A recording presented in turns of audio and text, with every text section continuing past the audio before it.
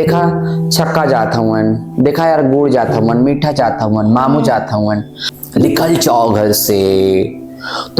मैंने तुमको एक लड़का पैदा किया था, तू कैसे एक लड़की जैसे हरकतें कर रहा है, तू क्यों किन्नर बन रहा है। वो जो दौर है ना, आज भी वो सोचते हैं तो मन के अंदर बहुत दुख हो जाता है। कभी छुप के कानों में बाली पहन लेना, कभी छुप के लाली लगा लेना, लिपस्टिक लगा लेना, अपने शौक को पूरा कर लेना। मास्टर साहब ने कहा सब लोग मिलकर इसके ऊपर थूको। पिता ने घर से निकाल दिया। सबके लिए लड़ाई लड़ी गई, महिलाओं के लिए लड़ाई लड़ी गई, पुरुषों के लिए लड़ाई लड़ी गई, बाल बच्चों की लड़ाई लड़ी, बेटियों की लड़ाई लड़ी गई। हमारी लड़ाई कौन लड़ेगा। जैसे कि रिफिल काली होती है ना, सिहाई काली, वैसी हमारी जिंदगी है। बस मेरा भी मन करता है कि माँ के आंचल के साथ सजोल के रहे।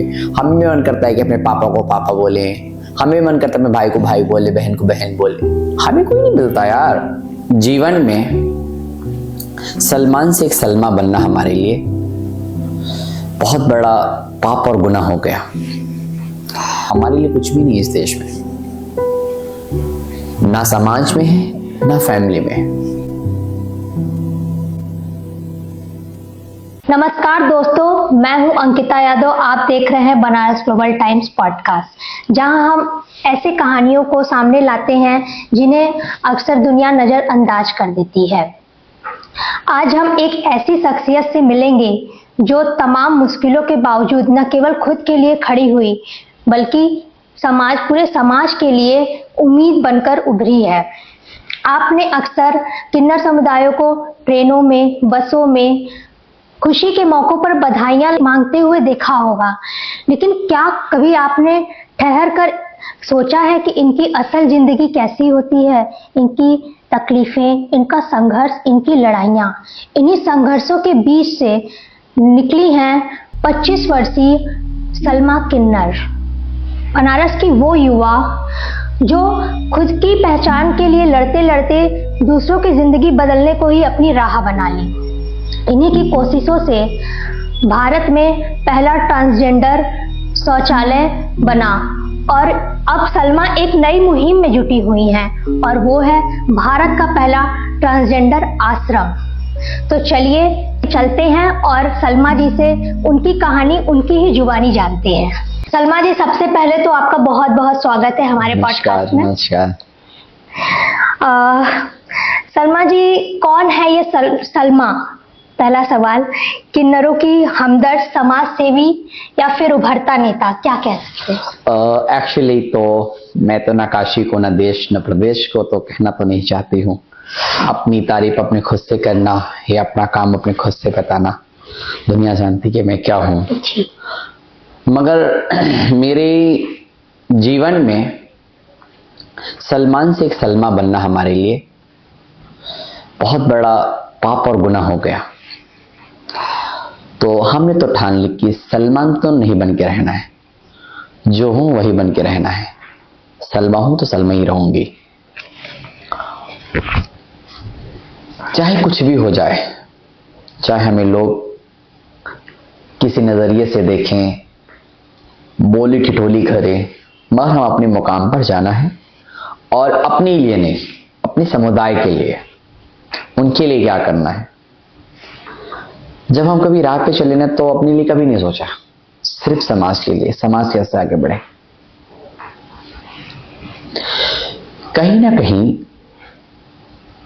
ये सोसाइटी में, फैमिली में ये चैलेंजेस होते हैं कि अरे यार ये क्या कर पाएगी, ये कैसे जा पाएगी, ये क्या नेता बन पाएगी, ये क्या सोशल वर्क बन पाएगी, ये क्या एनजीओ खोल पाएगी, ये क्या पुलिसों से बात कर पाएगी, क्या नेता कैसे बन पाएगी।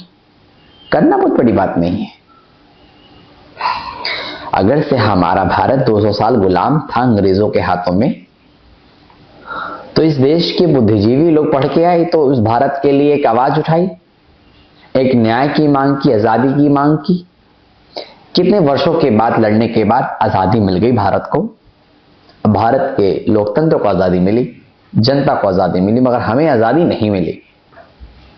ना आजादी के हिस्से में, ना आजादी के पन्ने में, ना इतिहास के पन्ने में, ना कानून के पन्ने में। तो हम जाएं कहां? मेल फीमेल अमेरिका में बहुत सी जातियां आती हैं, हजारों जातियां हैं। हम कहाँ हैं? हम कहीं नहीं। सबके लिए लड़ाई लड़ी गई, महिलाओं के लिए लड़ाई लड़ी गई, पुरुषों के लिए लड़ाई लड़ी गई, बाल बच्चों की लड़ाई लड़ी, बेटियों की लड़ाई लड़ी गई। हमारी लड़ाई कौन लड़ेगा? बिल्कुल। जो घर से हमें निकाल दिया, जो बादखल कर दिया, निकल जाओ घर से, मैंने तुमको एक लड़का पैदा किया था, तू कैसे की लड़की जैसे हरकतें कर रहा है, तू क्यों किन्नर बन रहा है? भाई फीलिंग के आधार पे बनता है किन्नर, वो पैदा होता ही किन्नर है, इसलिए मां के पेट से ही जन्म लेता है। पुरुषों के मां के गर्भ के साथ सम्मान, महिलाओं के मां के गर्भ का सम्मान, हमारी मां के गर्भ के साथ इतना अपमान क्यों? अरे काहे के लिए भाई? हम भी तो इंसान है ना। बिल्कुल, हम भी तो समाज के हिस्सा है ना। भगवान ने में तो कहीं अलग से बना कर नहीं भेजा, आसमान से तो भेजा नहीं, तो हमें क्यों? अंकिता जी, मुझे ये लगता है ना, ये हमें क्यों अलग किया जाता है जी? हमें फैमिली में क्यों नहीं रखा जाता है? हमें क्यों नहीं भाई बहन बनाया जाता है? मेरा भी मन करता है कि हम फैमिली के बीच में रहे। मेरा भी मन करता है कि माँ के आंचल के साथ सजोल के रहे। हमें भी मन करता है कि अपने पापा को पापा बोले, हमें भी मन करता है अपने भाई को भाई बोले, बहन को बहन बोले। हमें कोई नहीं मिलता यार।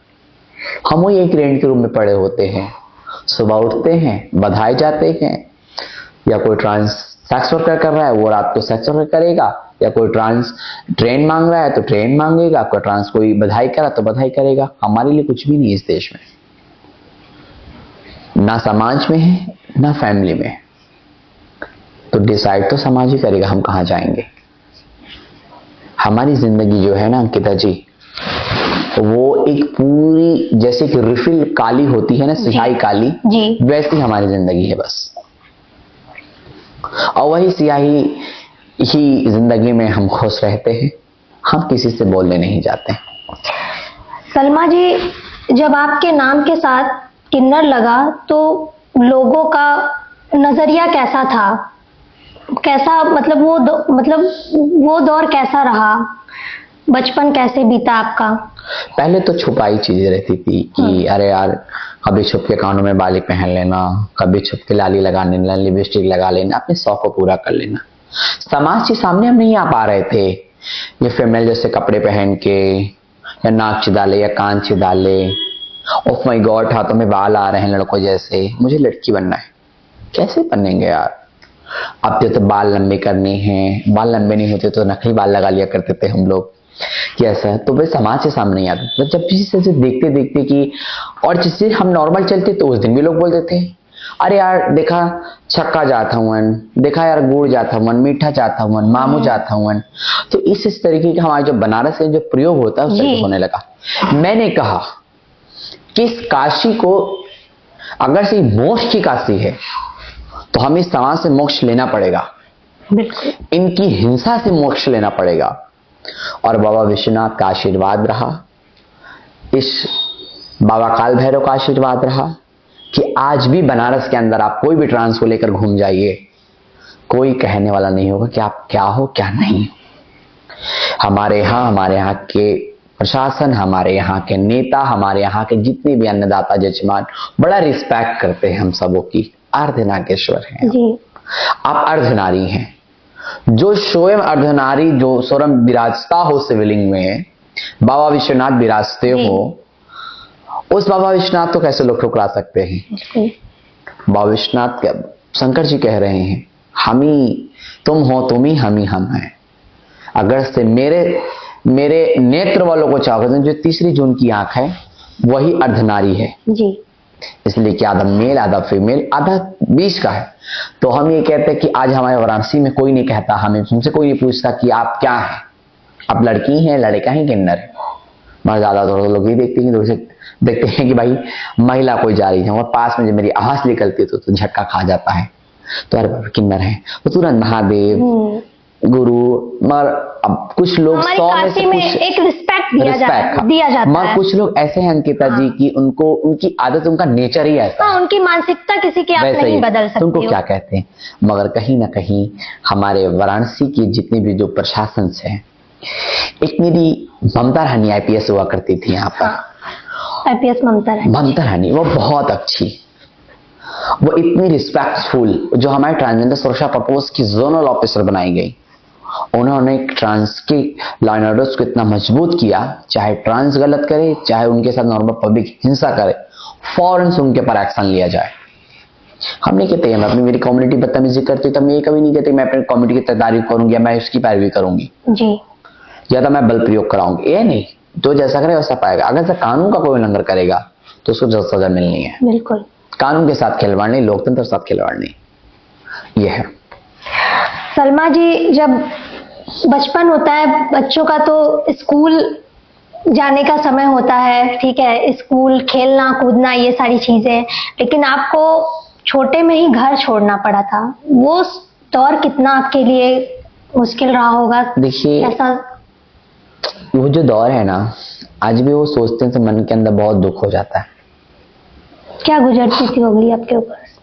माँ तो बचपन में गुजर गई, पिताजी अल्कोहल के शिकार, और पिता ने दूसरी शादी कर ली, और जो उनको शादी करके ले वो भी मेरे साथ हिंसा करती थी, मारती पीटती थी। हम चोरी से अपने बैग के अंदर दुपट्टे छुपा कर लेकर जाते थे, उस दुपट्टे को ओढ़ते थे। और हमेशा मेरा एडमिशन जामिया फारूकिया में हुआ था कि इसलिए मैं मुस्लिम कम्युनिटी से थी और मैं मुस्लिम हूँ, तो मुझे टोपी लगाकर भेजाया जाता था कि आप टोपी लगा के स्कूल जाओ, और हम जाते थे। मगर कहीं ना कहीं वो चाल ढाल देखकर हमारे वहाँ के जो प्रिंसिपल्स होते थे, टीचर्स होते थे, वो कहते थे कि तुम सबसे पीछे वाले हिस्से में जाके बैठो। पहले जमीन पे बैठाया जाता था, बोले सबसे पिछले हिस्से में जाके बैठो, इसलिए तुम्हारी वजह से यहाँ के बच्चे बिगड़ रहे हैं।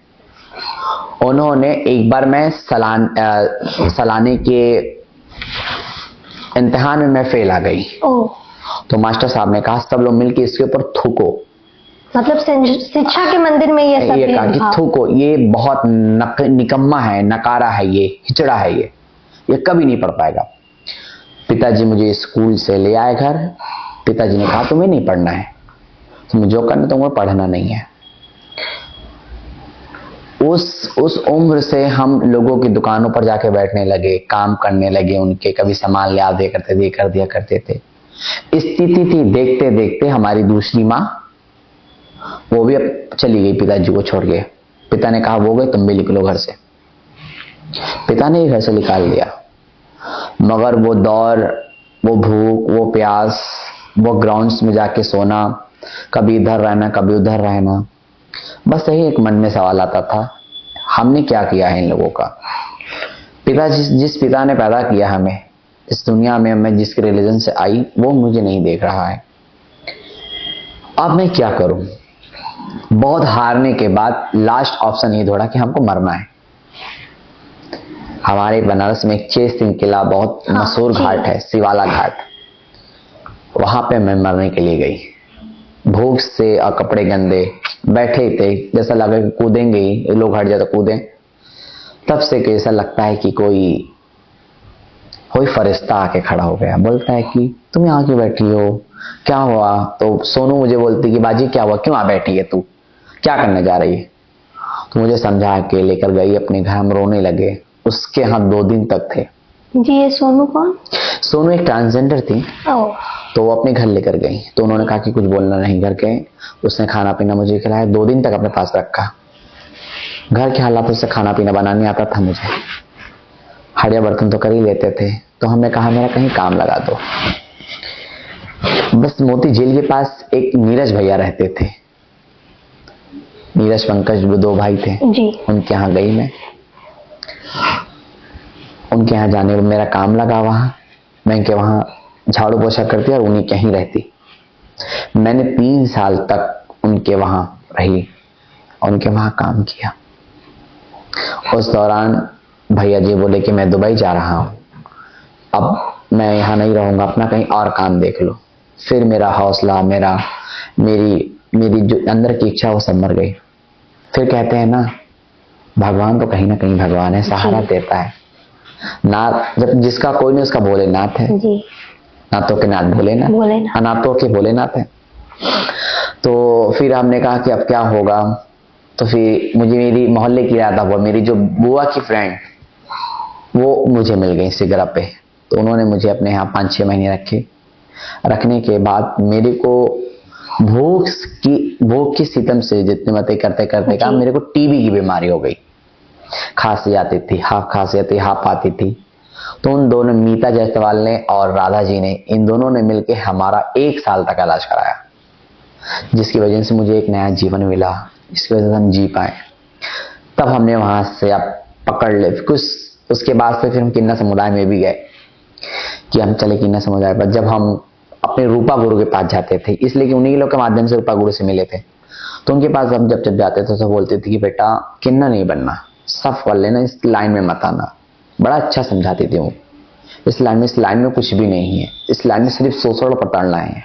और वास्तव में आज भी शोषण और प्रताड़नाएं होती हैं उस कम्युनिटी में। अरे इनके नाचे ना आवत था, अरे इनके गाय ना आवत था, अरे ऐसे ना आवत था, की ना कर पाता, अरे यार सर्जरी करावा, ऐसा करा,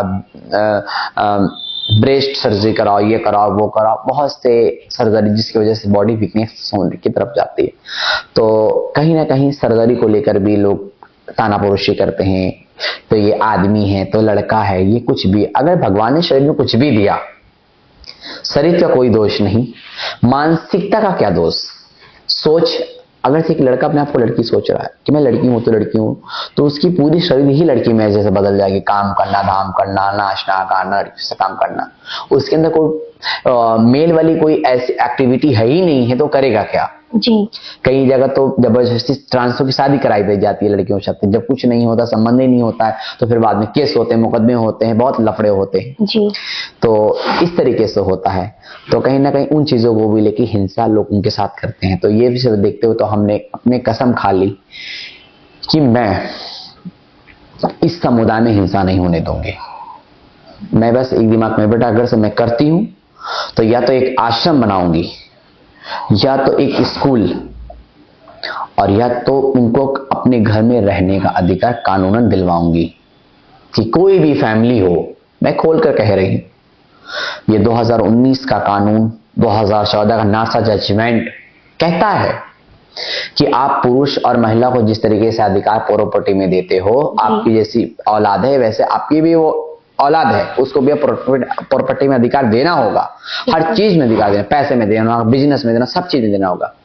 हम तो उस भारत के सुप्रीम कोर्ट को, उस न्याय के मंदिर को हाथ जोड़ के 10 बार सर झुका झुका कर प्रणाम करते हैं, उनको सैल्यूट करते हैं। ऐसे संसद को सैल्यूट करते हैं कि जो हमारे लिए काम हो पाए, जिसमें हम थर्ड जेंडर में तो आ पाए।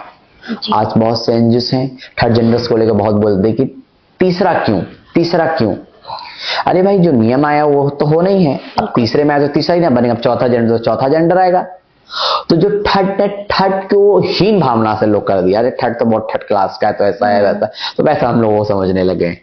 तो कहीं ना कहीं थर्ड को लेकर बड़ा गलत है। तो थर्ड को जो बोल देते हैं, तो कहीं थर्ड आएगा तो आप थर्ड में नहीं जाओगे। अगर से आपका आईपीएस में कहीं आएगा, आईएएस में आएगा, थर्ड रेंज आएगा तो आप नहीं जाओगे, जाएंगे ना, तो थर्ड को छोड़ क्यों देंगे। तो कहीं ना कहीं भारत के सुप्रीम कोर्ट का बहुत बहुत शुक्रिया, उस पार्लियामेंट, उस वक्त की सेशन पार्लियामेंट का बहुत बहुत शुक्रिया कि हम चाहते हैं नाबालिग बच्चा हमारा अपनी फैमिली को ना छोड़े। इसलिए कि जब माँ बाप खत्म हो जाते हैं ना, तो उसको बहुत दर्द होता है। तो ऐसा नहीं है कि अगर वो ट्रांस को बहुत दुख होता है, दर्द होता है, बहुत मुश्किलों का सामना करना पड़ता है। आज हम भी रोते हैं कि अरे माँ मेरी होती, तो हम बहुत से काम करते हैं, कभी गेम जीतते हैं, कभी कुछ करके आते हैं। माँ मेरी पीठ को नहीं थपथपाने वाला, मैं खुद से पीठ थपथपा लेती हूँ। इसलिए खुद से पीठ से थपथपा लेते हैं ना कि कोई नहीं, अपना तो है ना। इसलिए कहते हैं कि कहीं ना कहीं फैमिली का ना होना, कल दिन मर जाएंगे कहीं, मेरे दाह संस्कार कौन करेगा, मेरे को मिट्टी में कौन दफन करेगा। समुदाय तो जब समुदाय रहेगा तो करेगा, समुदाय तो कौन करेगा। तो कहीं ना कहीं इसका भी बड़ा दुख होता है क्योंकि अभी हम हॉस्पिटलाइज हो गए हैं, कभी बीमार हो गए, हमको कौन लेके जाएगा, कौन क्या करेगा। कभी मेरे हाथ पाँव नहीं चले, खाएंगे क्या, जब तक करेंगे कमाएंगे तो खाएंगे क्या, रूम कैसे रेंट देंगे, तो वो भी निकाल दे। तो इसीलिए अपने इस वाराणसी के माननीय प्रधानमंत्री मोदी जी से और आगरे उत्तर प्रदेश के मुख्यमंत्री जी से मैं निवेदन और अपील करना चाहती हूँ कुछ मत करिए, हमारे लिए एक ट्रांसजेंडर आश्रम बना दीजिए जहां अपने जीवन यापन कर पाएंगे, बच्चे पढ़े लिखें और आगे बढ़ें, अपनी उड़ान भरें आगे चल के। हम नहीं चाहते कि कोई बच्चा इधर जाए उधर जाए, सक्सेस करे, ट्रेन मांगे, बधाई मांगे, नहीं। हम चाहते हैं, बधाई तो एक परंपरा है हमारी, वो तो राम जी जब से थे तभी से चली आ रही है। हम उसको ना ही हम उसको खत्म करा सकते हैं, ना खत्म हो सकती है। वो जैसे हमारी परंपरा वैसे रहेगी। जो बच्चों का मन करेगा बधाई करेंगे, जो बच्चे का मन करेगा वो आश्रम में रहेंगे, पढ़ेंगे लिखेंगे, नौकरी करेंगे। सलमा जी, आपके जिंदगी में वो मोड़ कब आया जब आपको आपकी पहचान समझ में आने लगी? 12 साल की उम्र में पता लग गया अच्छा।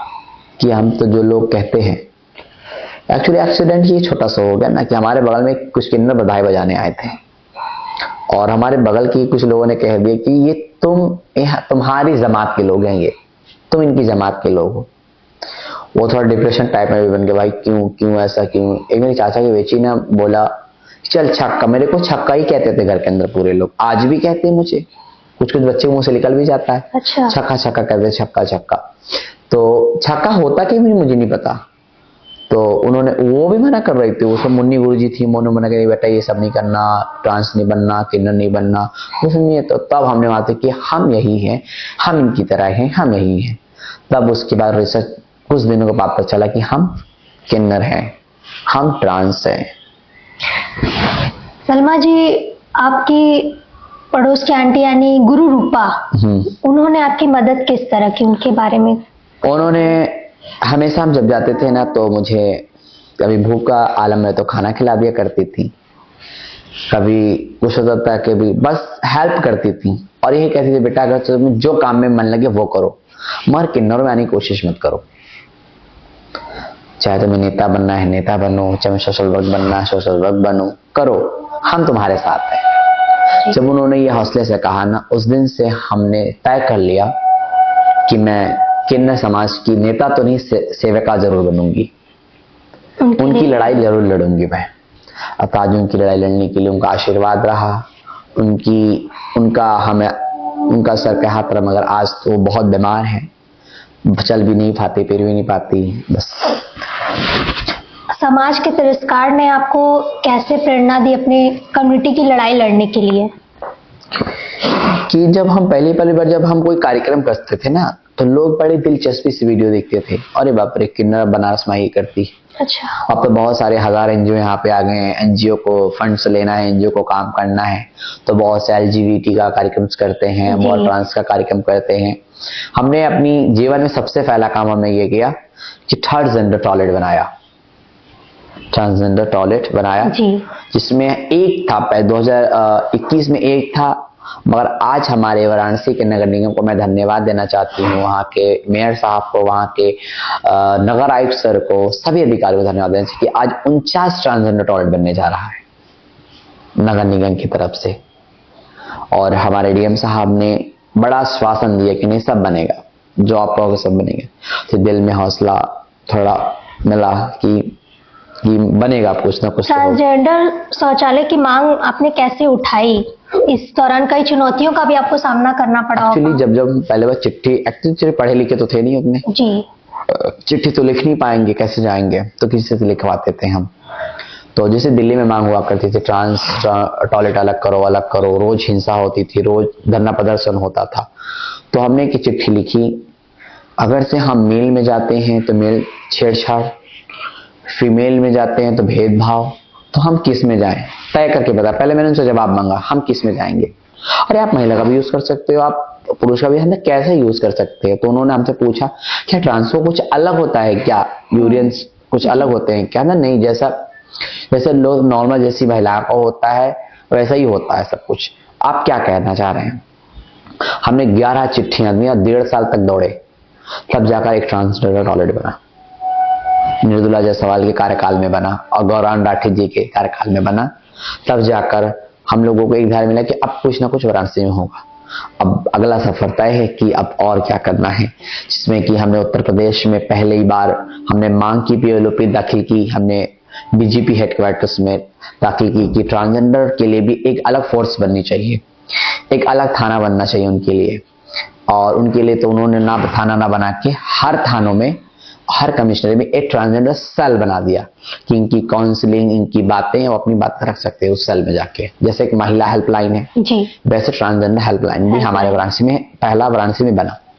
जी। आपने युवाओं को रोजगार की दिशा में भी, युवाओं को रोजगार दिलाने की दिशा में भी काम किया है।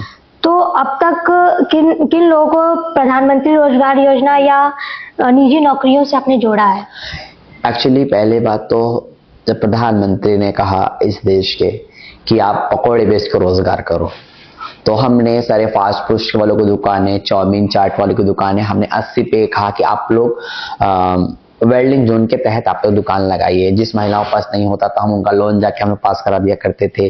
जिनके घर झोपड़ी के होते थे उनके घर जाके हम लोग पास करा दिया करते थे। उनके जो वैसे पढ़े लिखे नहीं, उनके साथ जानकारियां नहीं पहुंचती है, अधिकारी इधर उधर कर देते, कर्मचारी इधर उधर कर देते, वो पैसे ले लेते, तो हम लोग जाके योजना से उनको डायरेक्ट जोड़ दिया करते हैं, फिर योजनाओं को मिल जाया करती। तो अब भी हम लोग ये कह रहे हैं कि युवा जो भी हमारा है वो बेरोजगार ना हो, चाहे कुछ भी करे, मगर करे, चाहे वो 8,000 से चाहे 50,000 की सैलरी पाए, चाहे 2 लाख की सैलरी पाए, मगर रोजगार होना चाहिए। जब रोजगार होगा तो लोग खुश रहेंगे, लोग आबाद रहेंगे और किसी चीज का विरोध भी नहीं होगा, लोग एकदम खुशहाल जिंदगी जिएंगे। तो हम चाहते हैं कि रोजगार और स्वास्थ्य और शिक्षा होना बहुत जरूरी है। ये हमारे लिए, फैमिली के लिए और हमारे कम्युनिटी के लिए और अदर्स कम्युनिटीज के लिए बहुत प्रभावी लाभिक चीजें हैं। ये करना चाहिए पहली बात, ये चीजों को। सलमा जी, ट्रांसजेंडर आश्रम बनाने का विचार कैसे आया?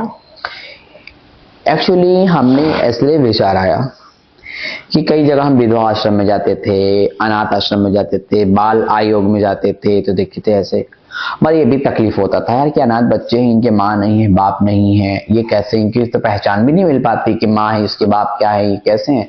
बड़ा दुख होता था, मतलब रोना फील हो जाता, अपनी जिंदगी याद आती थी यार आज ये बच्चे कुछ भी दुनिया की बात नहीं, जेल के तरीके रहते हैं, तो हम आश्रम को जेल के तरीके भी नहीं बना रहे।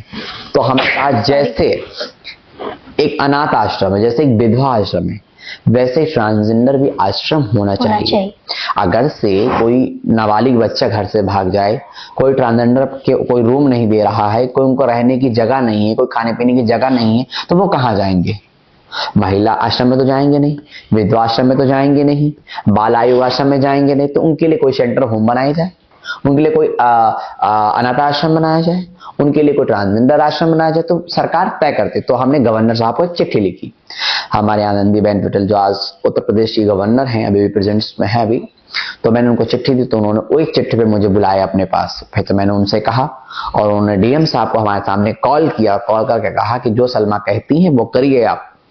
तो हमने कहा कि हमको एक स्किल दे दीजिए कि जो हमारे उसी आश्रम में की स्किल दीजिए जो ट्रांसजेंडर बच्चे सीखें, सिलाई, कटाई, बुनाई, पढ़ाई, कंप्यूटर सीखना, स्कूल जाना, उसी आश्रम में एक 24 घंटे की स्वास्थ्य सुविधा ले ले कि जो बाहर के लोग भी आए तो उनकी स्वास्थ्य सुविधा हो पाए।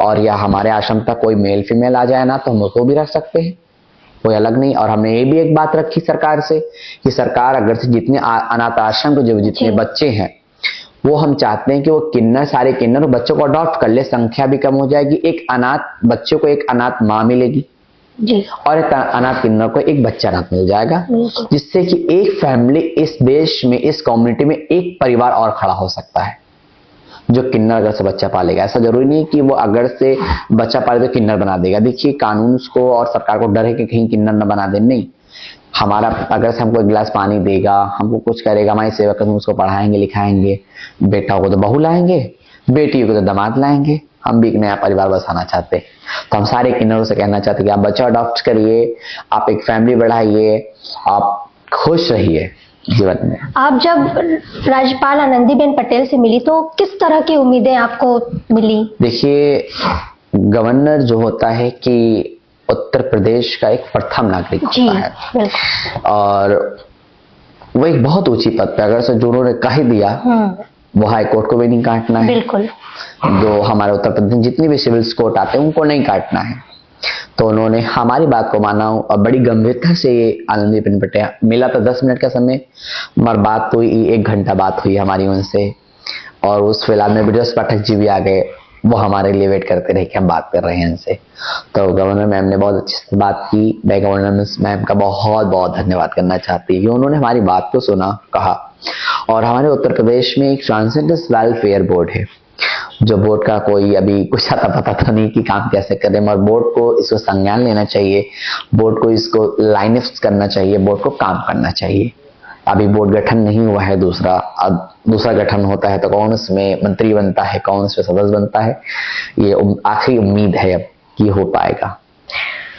आपकी कम्युनिटी को कई तरह की चुनौतियों का सामना करना पड़ता है, किस तरह की चुनौतियां हैं जो जिसे आपको फेस करना पड़ता है आपकी कम्युनिटी को? देखिए, एक रोटी के लिए एक किन्नर ना वो आधी रात को रेड लाइट पे खड़े, सिर्फ पेट के लिए, और एक ही रोटी के लिए वो चलती ट्रेन में चढ़ जाता है कि पैर कटेगा, कि मौत होगी, कि क्या होगा। और एक ही रोटी के लिए लोगों के बाहर ढोलक लेके खड़ा आता है, अरे आओ बाबूजी आपके घर खुशियां आई है। कुछ तो ऐसे होते कि बेदुरा के भगा देते हैं, कुछ तो होते हैं ढकेल देते, कुछ तो लाठी डंडे निकाल देते हैं। अगर से हमारी नौकरी होती, हमारे बिजनेस होता तो हम तुम्हारे दरवाजे क्यों जाते, अपने जिस्म को क्यों बेचते। हम तो कहते हैं बाबूजी मत कर, जो करना है मेरे साथ आप कर लो, मगर हमारी जैसी जिंदगी सपनों में एक रात गुजार लो ना, मैं मांगना छोड़ दूंगी, मैं बिल्कुल छोड़ दूंगी और अपनी गुलामी आपके नाम लिखवा दूंगी। किन्नरों में भी कुछ किन्नर ऐसे हैं जो हिंदू मुस्लिम धर्म की बात कर रहे हैं, एक दूसरे पर आरोप प्रत्यारोप करते रहते हैं, प्रताड़ित करते रहते हैं। इसे लेकर आप क्या कहेंगे कि किन्नर में भी धर्म को लेकर बात आ रही है? हाँ, ये तो बहुत ज्यादा एक जिहादी हो गया है जी। तो हम ये कहना चाहते हैं कि जब किन्नर चाहे मुस्लिम के पेट से पैदा हो जाए, चाहे हिंदू के पेट से पैदा, चाहे सिख चाहे ईसाई के पेट से पैदा हो जाए, किन्नर तो किन्नर की कोई जाति ही नहीं होती। इसलिए जाति नहीं होती, इसकी उन्हीं के नाम क्या है, किन्नर इसलिए लगता है, नाम क्या है, किन्नर इसलिए लगता है कि वो किसी जाति में नहीं। किन्नर हिंदू भी हो सकता है, मुस्लिम भी हो सकता है, सिख भी हो सकता है, ईसाई भी हो सकता है, सब तरह की महिला, किस तरह का हर जाति में महिला है, हर कम्युनिटी में महिला है, तो हम क्यों नहीं हो सकते। तो कुछ ऐसे हिंदू जो किन्नर हैं वो दूसरों पर आरोप लगाते हैं कि आप हिंदू हो गए, मुस्लिम हो गए। अगर से किसी हिंदू ने इस्लाम कबूल कर लिया तो क्या गुनाह कर दिया, अगर किसी मुस्लिम किन्नर ने सनातन को कबूल कर लिया तो क्या कर लिया। अब इस दोनों जेंडर्स को अफरादी के तौर पे नहीं देखा जा रहा इस देश में, ना लफ्ज़ात के तौर पे देखा जा रहा है, इसलिए देखा जा रहा है कि उसकी स्वतंत्रता, उसकी आजादी, वो कुछ भी करे। जी। मगर ये जो चीजें हैं, हम चाहते हैं सरकार से कि जो हिंदू मुस्लिम करके धर्म परिवर्तन का आरोप लगता है जी, वो चीजें खत्म कर दी जाए। किन्नर मतलब सब कुछ खत्म आगे, चाहे वो मुस्लिम का घर का हो, चाहे हिंदू का घर का हो, चाहे सिख चाहे ईसाई के घर का हो, उससे कोई मतलब नहीं। मगर इसमें लोग आके फायदा उठाते हैं, तो ये फायदे से लोगों का नुकसान होता है। पब्लिक में एक अलग नजरिए से हमको और देखते हैं और हीन भावना से देखने लगते हैं।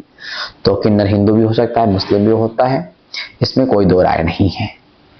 अगर से इसने इस्लाम कबूल कर लिया है तब भी वो बधाई मांगेगा, तब भी किन्नरी कहलाएगा। अगर से हिंदू होगा तब भी किन्नरी कहलाएगा, चाहे सिख हो चाहे ईसाई तब भी किन्नरी कहलाएगा। किन्नर क्या बाधा और क्या कहलाता वो बताइए आप। किन्नर तो हज भी करने जाते हैं जी, किन्नर उम्रा भी करने जाते हैं, किन्नर चारों धाम यात्रा भी करते हैं, तिरुपति बालाजी भी जाते हैं, जगन्नाथ जी भी जाते हैं। एक ही मुस्लिम किन्नर मंदिरों में भी जाता है, मस्जिदों में भी जाता है, मज़ारों पर भी जाता है। कोई धर्म नहीं, किन्नर का कोई धर्म नहीं। किन्नर जिस धर्म में जाए उसी धर्म में उसका सम्मान है, और जो भी धर्म हमारे कम्युनिटी पे आए, सब धर्म का सम्मान हमारी कम्युनिटी में है। हम भेदभाव नहीं चाहते, हम एकता के साथ हैं और एकता के साथ रहेंगे। समाज से क्या अपील करना चाहेंगे? मैं अपील यही करना चाहती हूँ कि अगर से हमारे आश्रम के लिए जमीन डोनेट करना चाहता है तो डोनेट कर दे, हमारा ट्रांसजेंडर आश्रम बन जाए। अगर से हमारे लिए कोई कम्युनिटी में जगह हो, हमारे लिए कोई सेवा हो आपके लिए, तो आप हमें जरूर याद करें। हम चाहते हैं कि बहन बेटियों को, ट्रांसजेंडरों को, हमारे बहन भाइयों सबको सम्मान दे, बड़े बूढ़ों को सम्मान दे। हम चाहते हैं कि आप अपनी दिल में हमारे लिए जगह बनाएं, हमारी कम्युनिटी के लिए अपने दिल में जगह बनाएंगे तो हम एक जिंदगी जी पाएंगे। जो माँ बाप अपने बच्चों को छोड़ दिए हैं, हम चाहते हैं कि वो बच्चों को अपने पास रखे, प्यार दें। कल दिन वो बच्चा क्या बन जाए, आईएएस बन जाए, पीसीएस बन जाए, डॉक्टर बन जाए, इंजीनियर बन जाए, किन्नर बहुत कुछ बन सकते हैं। हम नॉर्मल माइंड से बहुत आगे हैं, बहुत तेज हैं, हम किसी से कम नहीं हैं। जैसे महिला कहती है गर्व से हम एक महिला हैं, तो हम भी कहते हैं एक भारत की बेटी, ट्रांस बेटी हम हैं, और एक भारत की नारी हम भी हैं। हम दूसरी नारी के बाद हम दूसरे नंबर पे नारी आते हैं। तो हम चाहते हैं कि हमें भी नारी बनाकर स्वीकार करें अपने चरणों में। जय हिंद, जय भारत।